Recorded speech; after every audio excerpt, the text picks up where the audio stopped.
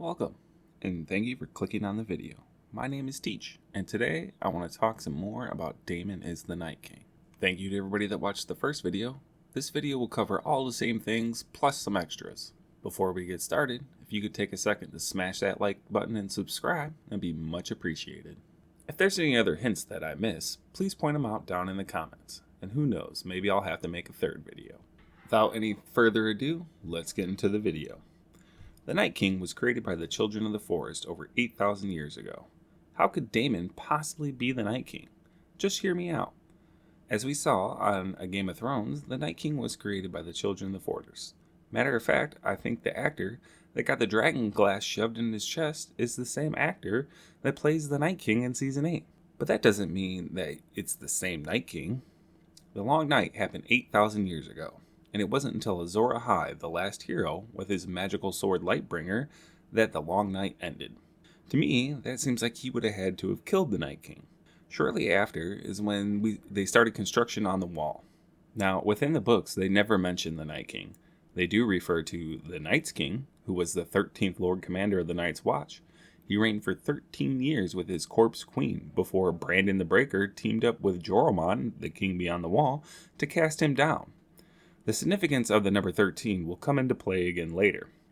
The popular theory is that the 13th Lord Commander of the Night's Watch was a Stark and brother to Brandon the Breaker, making Brandon the Breaker a kinslayer. Now, taking what we saw on the show and what's in the books, we have possibly two different Night Kings or Night's King. So am I still full of crap? Now let's go to the cave on Dragonstone, where Jon shows Daenerys paintings on the wall. If you look at this painting, you see White Walkers along with the Night King. But wait a second, this Night King has a beard.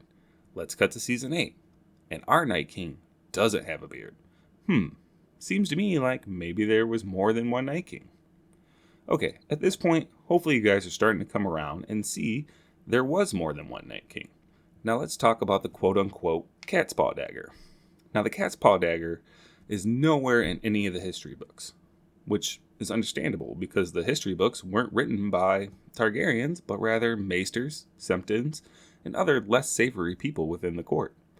Sometimes we get different stories of events that happen and different end results. So why add the cat's paw dagger to House of the Dragons? All it does is remind us of Season 8 and how disappointed we were by it. In Episode 4 of House of the Dragon, after Viserys finds out Daemon took his daughter to a brothel, he confronts him, throwing him to the ground and holds the dagger to his throat, threatening to end him. After banishing Daemon from King's Landing, yet again, he calls on Rhaenyra to show her the prophecy that is engraved on the dagger, giving this dagger an even bigger role within the story. Now there's many theories on who the Night King truly is. Some believe he's Rhaegar Targaryen. Some believe he's Bran Stark. But why couldn't he be Daemon Targaryen? I think it would be quite poetic that the cat's paw dagger was held to Daemon's throat 200 years before it is used to kill the Night King. If Daemon is the Night King, you could have ended him 200 years earlier with the same dagger. Which brings me to Daemon's fate in the books. Daemon, angry with Rhaenyra for ordering the death of his paramour, flies to Harrenhal to wait for his nephew Aemon. He's there for 14 days before Aemon shows up. Each night, he would slash the heart tree with Darksister. To this day, there are 13 slashes on the tree that bleed anew every spring. Once Aemon showed up with his wife, Alice Rivers, Daemon and Aemon have a conversation, at which point Daemon says he's lived long enough. Both climb upon their dragons. Aemon strapped himself in while Daemon left his chains loose. Both of them climb high into the sky, at which point their dragons start fighting. The dragons lock together, both biting and clawing each other as they fall towards the god's eye. Just before they hit, Daemon throws his leg over the saddle and jumps from his dragon, driving Darksister hilt deep into Aemon's eye. Afterwards, the bodies of both dragons and Aemon are found, but Daemon's body was never found. Let's talk about the god's eye. The god's eye is a lake near Harrenhal, in the middle of which is an island called the Isle of Faces. This is the island at which the children of the forest and the first men made a pact ending their war. All the weirwoods on the isle were carved with faces so the gods could watch. To this day, the Isle of Faces is cared for by the Green Men, who seem to be some kind of cross between humans and the children of the forest. Now, if Daemon fell in the God's Eye where the Isle of Faces is, maybe he crawled up to the Isle of Faces where the Green Men or the children of the forest found him and turned him to the current Night King. Alice Rivers definitely has magical powers, so she very well could have been involved in the plot to turn Daemon to the Night King.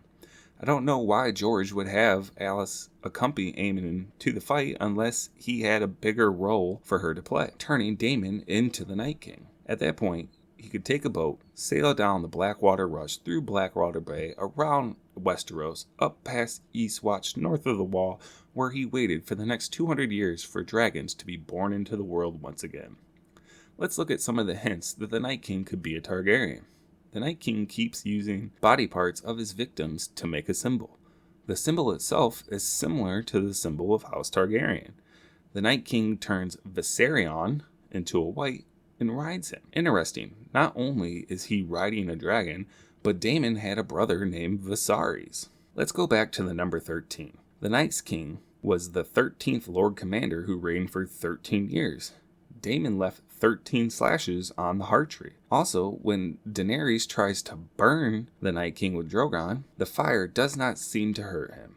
As we see in the original Game of Thrones, Dany is resistant to fire.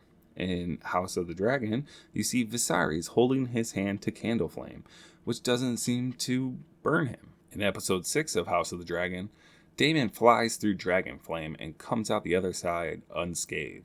So it's not just Daenerys who has some kind of immunity to fire. Daemon also dresses similar to the Night King, and in episode 3, when he comes back to King's Landing with a crown, even the crown is similar to the Night King's horns. In a few episodes, Daemon walks around as a hooded figure. Who else is a hooded figure within Westeros? Why, it's the Stranger, the face of death. And some people could argue that the Night King is an incarnation of the Stranger. I know, it's a dumb theory, but it's out there, and I figured I would give my take on it. No one else has so far, so I hope you enjoyed the video. If you did, please feel free to drop a like and subscribe. Again, if I have missed anything, please comment down below, and a third video could come out. Once again, my name is Teach, and thank you for watching. Bye!